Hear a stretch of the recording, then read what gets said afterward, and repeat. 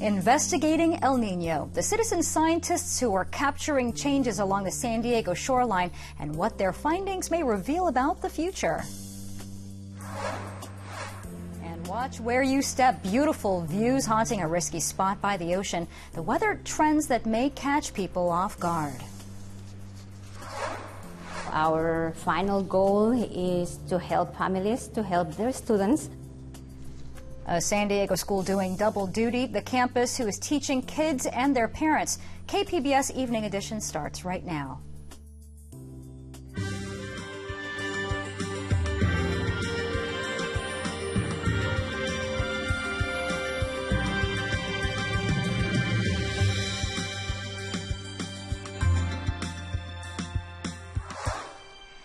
Good evening and thanks for joining us. I'm Maya Trabulsi. Short and to the point. The 14th State of the State address by Governor Jerry Brown was less than 20 minutes today.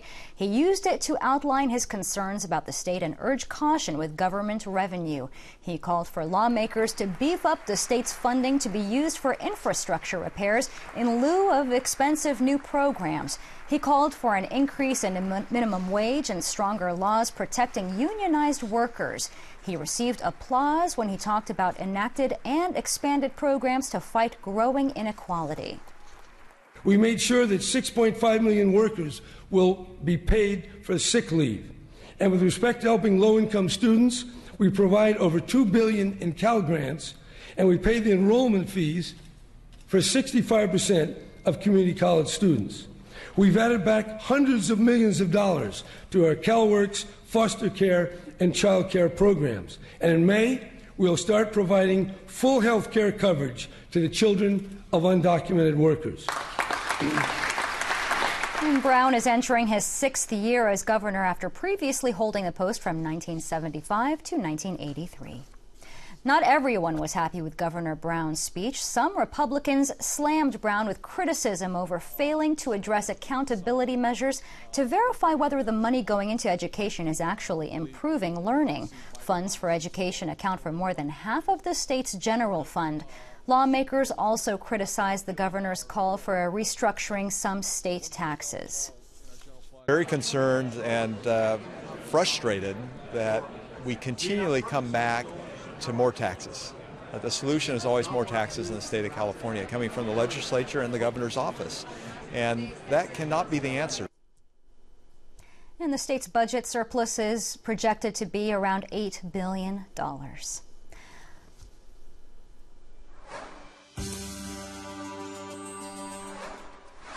On the political desk, a ruling from the highest court in the land transformed campaign finance and politics at large. San Diego Congressman Scott Peters held a news conference to mark the 6th anniversary of Citizens United. And iNewsSource reporter Joe Girardi was there. Today at a park in Claremont, Representative Scott Peters marked the 6th anniversary of the Citizens United Supreme Court ruling by calling for it to be overturned. Flanked by UC San Diego students, Peters criticized the ruling that ushered in the era of unlimited spending by super PACs and secret donations to outside spending groups. He noted that his 2014 race was among the most expensive in the nation. He said constantly raising money distracted politicians from representing their constituents and specifically called for all political groups to disclose their donors. Now, while non-disclosing groups did spend heavily against him in 2014, Peters did himself benefit from hundreds of thousands of dollars in support from these very same groups. At the event, I asked Peters whether he would disavow such support this time around. Here's what he had to say. I'm not about to unilaterally disarm. I think if I have opponents who are willing to do that, we'd have to consider it. But it's we have a system that's corrupt, and I think what I hope you'll appreciate is that I'm out there asking to change it. Now, I asked both of Peters' Republican opponents whether they would accept the congressman's offer. The campaign of Denise Gitcham said that if Peters wanted to turn down such support, he should, but that she had no intention of doing so. Jackie Atkinson's campaign did not return requests for comment. For KPBS, I'm iNewsSource reporter Joe Girardi. The FBI says the first half of last year saw a slight increase in violent crime in San Diego and an even smaller rise in property crime. That's compared to the same period the year before.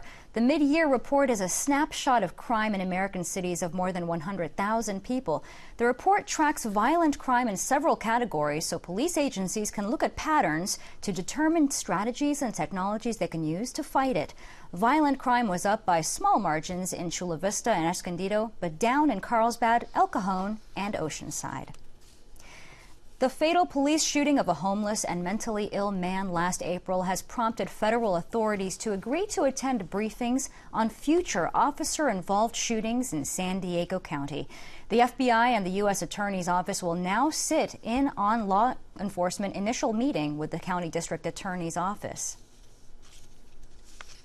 The first meeting will typically take place within 3 business days following a shooting involved with an officer. The main objective of the change is to share information early on and to look into whether anyone involved had abused lawful authority. The decision was made after more than a year of national review into the use of police force. Ego and greed, the 2 factors cited by a Navy officer sentenced today in a bribery case. Daniel Leog pleaded guilty in 2014 for providing classified information to a Malaysian defense contractor. He received cash and consumer electronics in exchange. He apologized to his family today inside a San Diego courtroom. He is the first of 9 defendants sentenced in the case. He will spend more than 2 years behind bars. Citizen scientists in San Diego are being trained to help document the impacts of El Niño's high tides and strong waves. KPBS reporter Susan Murphy tells us the public's photos and data will also contribute to a better understanding of future sea level rise. On a recent morning at La Jolla Shores, the tide is high, and so is the enthusiasm. These 20 people walking along the beach and across Scripps Pier are learning how to be scientists. They're observing sand and cliff erosion and other flooding impacts caused in part by El Niño. They're being trained to capture the shoreline changes on their smartphones or cameras in a way that's useful to researchers. If we actually get folks taking pictures from the same locations, pointed in the same direction, repeated. Researcher Sarah Giddings with Scripps Institution of Oceanography is one of the project leaders. She studies coastal ocean circulation in estuaries. She says so far El Niño's effects have been substantial. The beaches have become significantly eroded, but they've lost a lot of sand. Meanwhile, the estuaries have actually gained sand, and so we're seeing that sand is being brought into the estuaries, and it's reducing the amount of flushing. Giddings says the record of photos from the public will help simulate the effects of longer-term sea level rise, projected at 12 to 18 inches over the next 30 to 40 years. That's because El Niño's warm water causes the ocean to expand. Water along San Diego's coastline has been measuring up to a foot above normal. Water expands as it gets warm. It's just that physics. And so the water level's higher to start with. With the tidal influence, it goes up higher onto the shoreline. Linda Chilton is a researcher with the University of Southern California's Sea Grant program, which has teamed up with Scripps on the project. She has specific instructions for citizen scientists to take pictures right along the waterline. So going to where the high tide line is, where the water comes sweeping up onto the beach, its highest point, take about 2 steps inland, and then face up or down the beach. For a step-by-step guide on submitting photos, visit kpbs.org. Susan Murphy, KPBS News. And San Diego has stayed pretty dry since El Niño drenched Southern California earlier this month, but rain and snow have been falling in Northern California. Science reporter David Wagner brings us this cautiously optimistic update from the KPBS Drought Tracker. Don't start celebrating just yet. The drought is not even close to being over. In fact, so far this wet season, statewide rain and snowfall have been just about average. As of this morning, rain is at 63% of what normally falls in California between October 1st and April 1st. The Sierra snowpack is at 62% of what normally piles up by April 1st. That's a jump of 10% or more from last week for both rain and snow. Those numbers are certainly improvements over previous years in the drought, but still, they're average. Now, here is the silver lining. Northern California has been getting some precipitation recently, which is good because that's where a lot of the state's water supply comes from. Scripps Institution of Oceanography climate researcher David Pierce says storms may not be hitting San Diego, but they're still making an impact in other parts of the state. He says it's actually better for El Niño to drive storms north, where snow can replenish the crucial Sierra snowpack. Especially during the strong El Niños, the northern part of the state gets more engaged, and certainly over the past week or two, there's been more activity in the northern part of the state.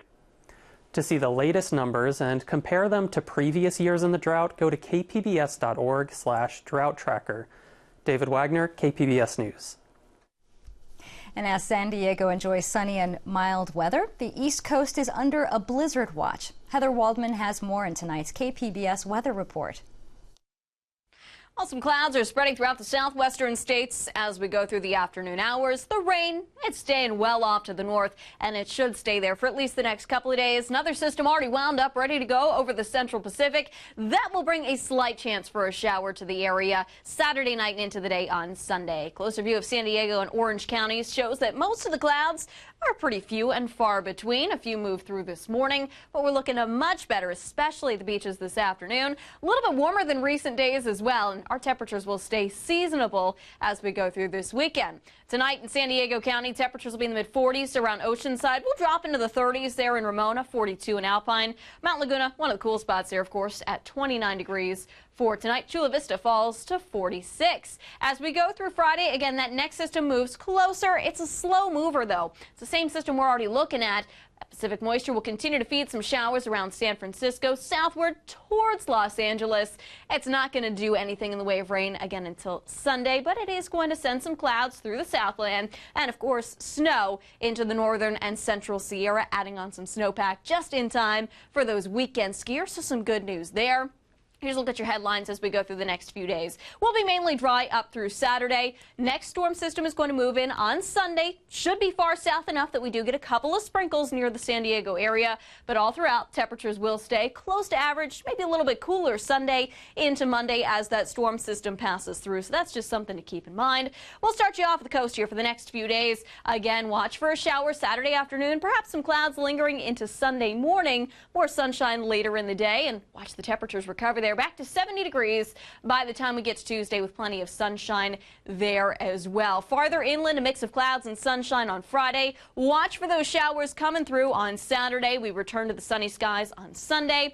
Beautiful sunny weather Monday into Tuesday. Highs will be in the middle to upper 60s each of those couple of afternoons, and overnight lows will be comfortably cool. You'll definitely need the jackets. We'll be falling into the lower to middle 50s in most spots. Into the mountains we go, where of course we take that rain, turn it into snow. Could be some squally weather with some gusty winds, especially at higher elevations. So just something to be careful about. Make sure the chains are on the tires before you go through some of those passes. Plenty of sunshine though returns for us Sunday into Monday. Temperatures will be in the upper 40s to lower 50s, so a bit cooler than what we're seeing here during the end of the week. Final stop takes us out into the deserts. We'll see a mix of clouds and sunshine, and temperatures will be in the lower 70s Friday and Saturday. Cooling off a bit Sunday into Monday with highs near 70. Heather Waldman, KPBS News.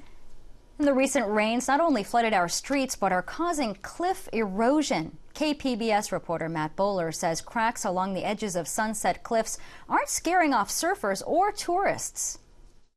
The ground here may look solid, but it's not. When the rains came, they got soaked up by the sandy soil that make up Sunset Cliffs here just beneath Point Loma Nazarene. There's even been some cracks caused by the weight of the water. Now, surfer Adam Flummer says a simple danger sign is enough for people to make their own decisions about how safe it is here along the edge. No, part of the beauty is that you leave it a little more natural and maybe you move the signs back a little bit. That's about the extent that I would do. If that chunk is about to fall in, move the sign back 10 feet.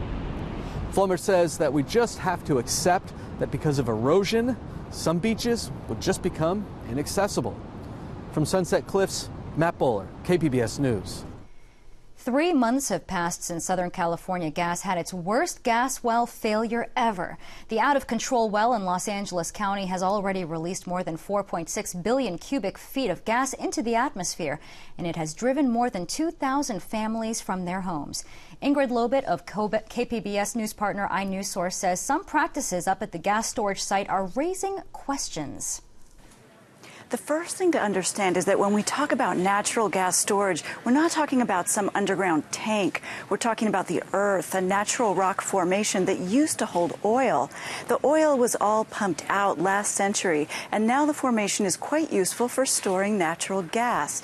So this is a very routine activity to inject something under high pressure down a well and to bring it up from underground through a well under pressure. What we're beginning to look at is how the gas was being sent down into the formation and how it was being brought up. And we have found, using public records, and this has been confirmed by Oil and Gas Agency Chief Deputy Director Jason Marshall, that Southern California Gas was injecting and pumping out gas through both the inner tubing in the well that failed and through its casing. I spoke with several well experts, including Paul Baumer at the University of Texas, about this practice. The safest thing to do is to inject and withdraw only through the tubing. You can think of this as a metal straw within a straw. And if you fill up both with gas under pressure, then you may not be able to keep a level of brine in the well pipe that can protect your well in several ways. David Schechter at Texas A&M University said this too. It's not good to produce through the casing. Eventually you'll degrade the integrity of your well. Our review of records shows the well that's now pouring out methane was injected every day in October, up to and including the day the disaster was discovered. It was also injected most of the days in 2015 before that. The latest news is that Southern California Gas has made progress in drilling the well that's going to intercept this failed one, and the flow should be stopped in late February. Ingrid Lobet for iNews Source.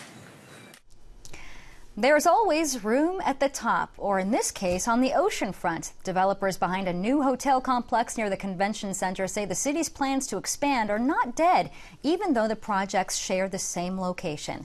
KPBS reporter Steve Walsh has more on the proposals.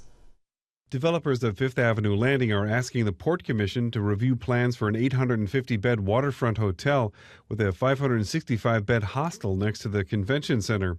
Developer Robert Green said plans for the hotel won't knock out the city's desire to expand the convention center. But we don't believe, you can only do one or the other. It's probably a modified program of both. Developers have a lease with the Port Commission. They had been working with the city to expand the convention center. A judge ruled against the city's last expansion plan in 2015. A month before unveiling their hotel project, developers sent a letter to the city giving them until March 1st to revive an agreement to buy out that lease for $13.8 million. We had to say, okay, it's been 6.5 years. Please consummate the purchase if you want to move forward. Otherwise, we need to meet our lease obligations. The spokesman for Mayor Kevin Faulkner says the mayor believes the hotel project may leave enough room for at least a smaller convention center expansion. Whichever project emerges is expected to spend years in the approval process. Steve Walsh, KPBS News. San Diego's Metropolitan Transit System is suggesting commuters use an alternate route if they usually travel on the eastbound Interstate 8. A large sinkhole opened up alongside the freeway near College today, forcing 2 lanes in the area to be shut down, snarling traffic for miles. The MTS says drivers can park for free at Qualcomm Stadium tonight and take eastbound Green Line trolleys to any of the stations between Qualcomm and Santee. Crews hope to have the sinkhole filled by Friday afternoon. Airline passengers last year set a new record. Not for frequency in flying, but for trying to take weapons on planes, some of them loaded. The Transportation Security Administration says over 2,600 firearms were found in carry-on bags in 2015. That's a 20% increase over the previous year, which was a record at the time. More than 4 out of 5 weapons found were loaded. The Human Rights Watch Film Festival kicks off its 6th year and 4 days of films at the Museum of Photographic Arts tonight. KPBS film critic Beth Accomando has this preview. ¿Cuánto es? A veces me dicen 8 por 0, 8. Pero no, ¿cuánto sería? Students at Monroe Clark Middle School in City Heights rattle through multiplication tables. They're attentive, eager to participate, not what you might expect from a middle school classroom. That's because these students are the parents and grandparents of children attending Monroe Clark. The program is called Plaza Comunitaria, and it helps immigrant parents in the United States pick up their educations where they left off in Mexico. Rocio Ajis heads the program in City Heights. She says many of the participants grew up in small towns far from big cities. They didn't have even access for public light or telephone, and the school were created by the residents there. So they have like a small school with small tables, some chairs, but the teachers were not well prepared to teach a class like a high level. So they needed to either walk a long distance to get to the middle school or to stay there in the community and work. Some of them are even starting from scratch when it comes to writing. They speak indigenous dialects and only know Spanish by ear. Parents in the program can earn certificates from the Mexican government showing they've completed the equivalent of elementary and junior high schools. They can also get their GED and learn English through the program. But Ajis says it goes beyond credentials. Our final goal is to help families, to help their students to go on to college and graduate and have a successful life. Rosa Loreto moved to the U.S. in 1992 from a ranchito in Sinaloa so she could earn more to support her 3 children. She went to work in onion fields and apple orchards before settling in City Heights. Loreto laments not being able to go past 4th grade. A mí me gustó mucho. I liked school very much, and I wanted to be something more. But the economy didn't give me the opportunity. Loreto found out about Plaza Comunitaria because her grandchildren go to Monroe Clark. She says her own studies have helped her to grow closer to them. They laugh. They say, my grandma is doing homework as well. And we do homework together on occasion. Este es el símbolo de y me becas. Maria de los Remedios Gomez Arnau is the Mexican Consul General in San Diego and provided the funds to bring Plaza Comunitaria to City Heights in 2007. She says the program has another goal, to help Mexican immigrants learn English. Pedagogically, the teachers have said that if an adult never was taught a foreign language, they should consolidate their own native language before really being able to learn the foreign language. A basic understanding of grammar in one's own tongue makes it easier to learn a new language, she says. Recently, the consulate hosted a ceremony passing out giant novelty checks to immigrant students going on to college and to other adult education programs in the region. The consul says her office has awarded more than $500,000 to students. I think it's important that the community at large in the United States know that the Mexican government is committed to help the Mexican communities, because we know that will be positive for the United States and for Mexico too. Buscan con su tabla, se posicionan en la tabla del 10. For Rosa Loreto and many of her classmates, the program has had a profound personal effect. Me siento así como con más ánimo. I have high hopes, and I don't know, I'm happier. I'm less introverted, more talkative. I'm very happy to be here and very thankful for all the support they have given to us. For all of it. It's something I wasn't expecting. It's like my mind opened up. Loreto says the classes have reignited her drive to become something more. She wants to pursue a nursing degree. My goal is actually awakening and becoming true. Megan Burks, KPBS News. And we apologize, that was actually a story by KPBS reporter Megan Burks talking about a special education program in City Heights. Now we have Beth Acamondo's preview on the Human Rights Film Festival. With documentaries like Terror, the Human Rights Watch Film Festival creates a showcase for what it calls courageous individuals on both sides of the lens to empower audiences with the knowledge that personal commitment can make a difference. The film festival brings to life human rights abuses through storytelling in a way that challenges each individual to empathize and demand justice for all people. This year, a film called The Wanted 18 uses humor and stop-motion animation to explore Israeli-Palestinian tensions. The military governor came one day with his soldiers. He said, and I quote the exact words, "These cows are dangerous for the security of the state of Israel. I can't understand how can 18 cows be dangerous for the security of the state of Israel. Saturday night, producer Lawrence Grant will present her documentary, The Black Panthers, Vanguard of the Revolution. The film features interviews and archive footage about the rise and fall of the Black Panthers. I say that Ronald Reagan is a punk, a sissy, and a coward, and I challenge you to a duel. What's surprising is how some archive footage resonates powerfully with current events.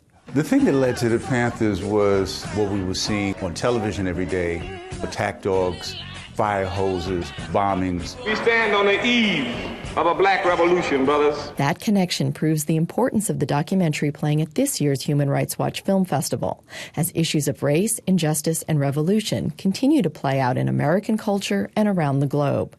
The Human Rights Watch Film Festival runs tonight through Sunday at the Museum of Photographic Arts in Balboa Park.